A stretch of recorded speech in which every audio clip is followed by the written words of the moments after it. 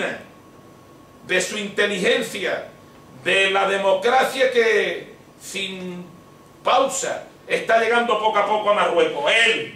Él, el amigo del sátrapa, del genocida, al que sin embargo hoy, insisto, y por eso hacía la referencia, una izquierda ingenua, por cierto, la mayor parte de ella cortesana del PSOE, en este caso me refiero a los artistas, en vez de referirse a su responsabilidad histórica con el pueblo saharaui, sin embargo le pide su intermediación.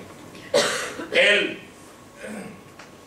el que se le presta la cobertura con la que no solo prensa sedicente por falta de independencia, sino también la sociedad española colabora desde el desconocimiento de su historia, de su propia historia, desconociendo que es el resultado, porque forma parte de ella, de una dinastía podrida, sátrapa, omnímoda, traidora, vendepatria, felona como la borbónica.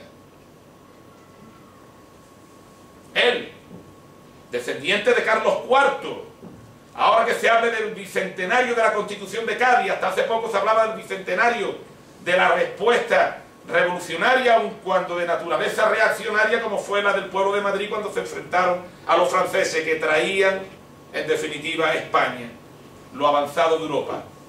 Pero que, sin embargo, sus ascendientes, Carlos IV y Fernando VII, tiralerita Sambo, en Bayona de Napoleón Bonaparte, se dedicaban a darse golpes de Estado al uno al otro. El descendiente de esa dinastía podrida, de Alfonso XII, de Isabel II, que ni siquiera puede decir que tiene la condición de descendiente por vía directa del borbonismo y por tanto tener sangre azul. Porque ¿quién fue el papá de Alfonso XII? Valenciano, era un capitán. ¿Quién fue el papá de los hijos de Carlos IV?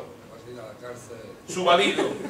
Es que ni siquiera puede arguir que forma parte de una dinastía consolidada, porque ni conocen a sus padres ni conocen a sus abuelos. Eso es él. Y esa expresión de la putería monárquica no es ni más ni menos que una muestra de hasta dónde llega la podredumbre de una dinastía que ha sumido a este país en la más absoluta de la pobreza en tiempo. Él, en definitiva, no es ni más ni menos que el resultado de todo lo anterior, el resultado de todo lo más denostable de la historia de España. Bueno, ¿y cuál es el interés en términos pedagógicos para que este hombre arremeta furibundamente contra un hombre con esa pinta de bueno, de entregado a la causa de España, aparentemente cartesiano, austero? En primer lugar, la intención es demostrar que no lo es. Es una persona diletante, mecido permanentemente en los brazos más obscenos del consumo, en los brazos más obscenos del menor rigor, del menor carácter cartesiano, austero, que debería de caracterizar a un gobernante.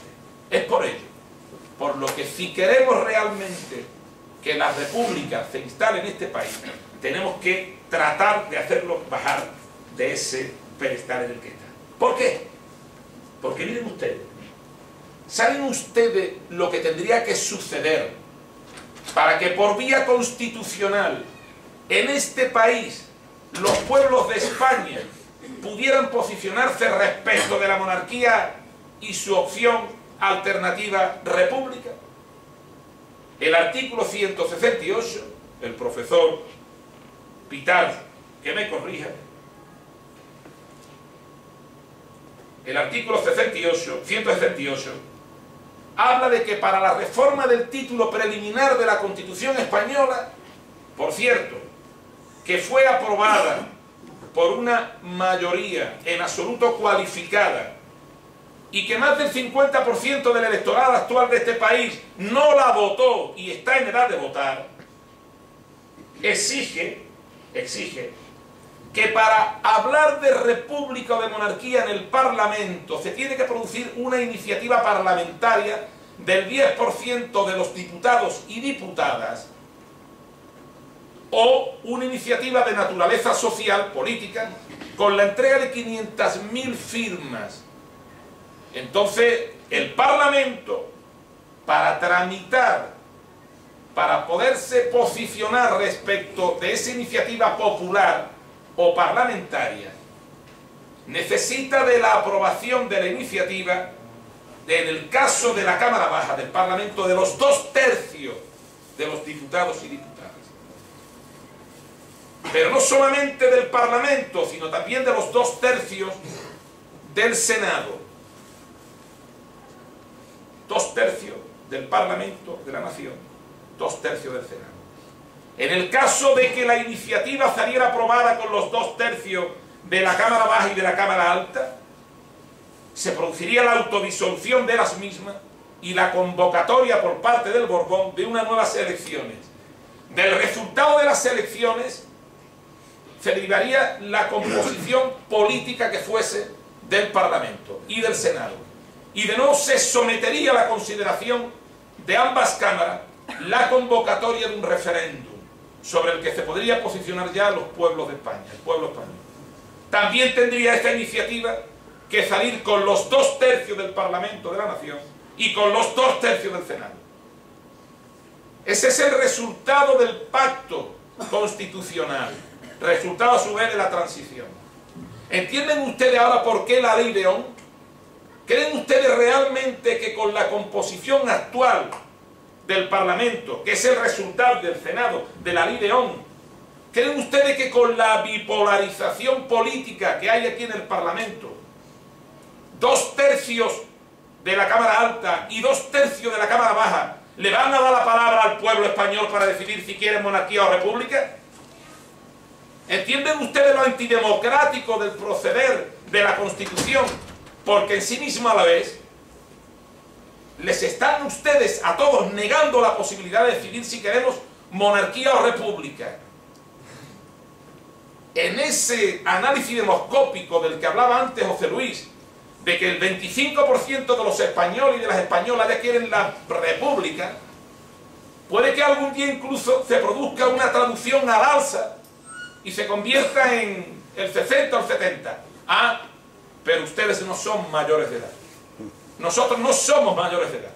Los mayores de edad son los parlamentarios, las parlamentarias, los senadores y las senadoras, que son los que deciden 2/3 en el Parlamento y 2/3 en el Senado, si ustedes están preparados para decidir sobre si el rey se va a la frontera o se queda en España trabajando en sus negocios, y por tanto se llega a un proceso constituyente de un nuevo modelo de Estado que concluya la República. ¿Entienden ustedes ahora la importancia de que este país asuma su responsabilidad frente al hecho evidente de que está dirigido, que la más alta magistratura del Estado está detentada por el corrupto mayor que hay en este país? En base, obviamente, a su capacidad para generar a partir de la corruptela recursos. 300.000 millones de euros le contemplan. Perdón, pesetas de las antiguas, le contemplan. Si ustedes hacen un pequeño cálculo, porque alguien puede decir, este hombre que ve llamarle corrupto, miren ustedes que yo le he estudiado en María Moliner y no encuentro otra palabra más cercana a lo que este hombre hace. La más próxima es ladrón. Pero alguien que desde el año 77-76 está alcanzando unos ingresos que se pueden estimar ahora de 9 millones de euros, de los que no rinde cuenta al pueblo de España. Multipliquen ustedes por 30 años. ¿De dónde 1.800 millones de euros? Eurobusiness, la más acreditada de las revistas de negocio de Europa, dice, no lo digo yo.